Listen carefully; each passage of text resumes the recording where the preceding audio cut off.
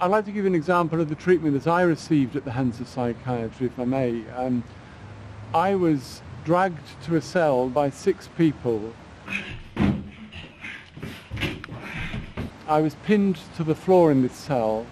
I was injected into each cheek of my buttocks with extraordinarily powerful drugs that induced unconsciousness. I was put in headlocks, finger locks, arm locks, and left to recede into unconsciousness in a locked cell as the door was bolted behind me, utterly alone, traumatized and terrified. 009. 500 milligram dose administered. Experiment begins. Get off me! Look, it's easy, mate. Just calm down. I've had a diagnosis of schizophrenia. What I would say, I can't escape that diagnosis. It's imposed upon me. I can't redefine myself because I've got the certificate to prove it. But I do say that call me schizophrenic by all means, but understand that schizophrenia is not something I have or got. It's something I am. It's something that I embrace and value as an integral, vital and natural part of my personal development and evolution. And it is something that I wouldn't want to be without. Psychosis is defined in the Oxford Companion to the Mind as a misapprehension, a misinterpretation of the nature of reality. That's an extraordinary definition which implies that to see the world through the eyes of the clinician is somehow superior or more accurate than those who experience unusual states of consciousness defined as psychosis. People that experience psychosis, so-called, are psychically aware, they are psychically attuned, and they are receptive to psychic stimuli.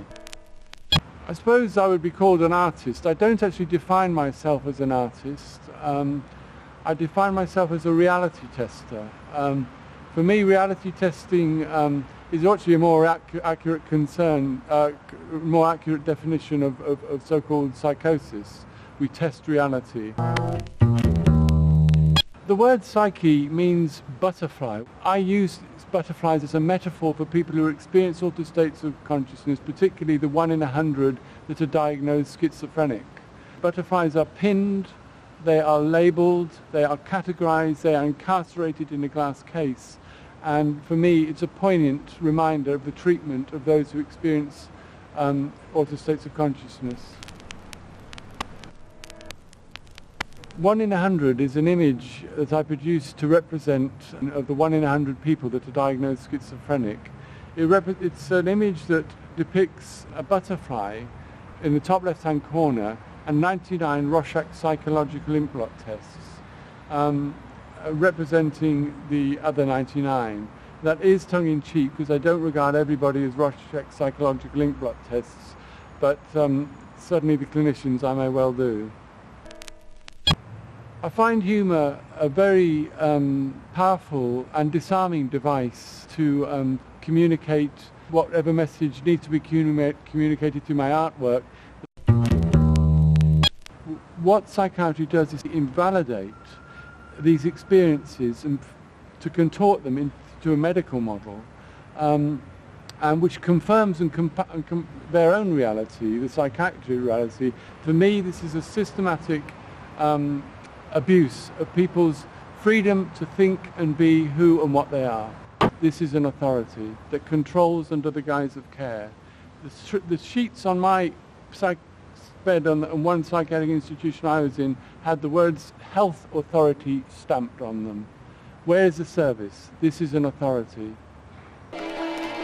Inducing stage 2. The Kissy campaign is a campaign to highlight human rights violations within the psychiatric system, sanctioned and encouraged by the state.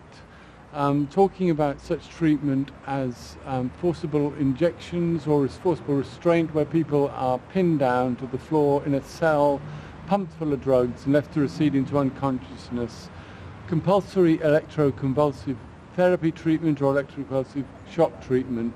The plasters that we're applying to the seat of our pants could be said to represent a kiss but also a cancel sign, a no sign.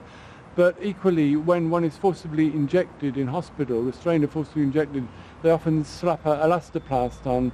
Somehow is that supposed to heal? I don't know, but all I can say is the trauma induced by forced drugging far outweighs a bit of plastic. 3, 5, 4, 4, take that needle!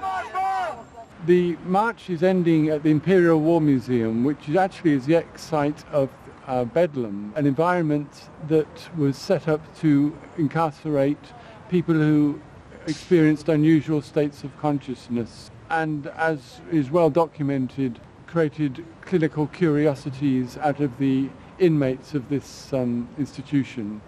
And dare I say, I feel there are many reminiscences from psychiatry then to psychiatry now. Psychiatry has carried much of its history over into modern times, and it has a shameful record. And this campaign is very much about highlighting that shameful record and going some way to remedying it. The Universal Declaration of Human Rights, Article 5, states that nobody should be subject to cruel, degrading punishment or treatment. If the experiences that I have had are not cruel or degrading treatment, then I don't know what is.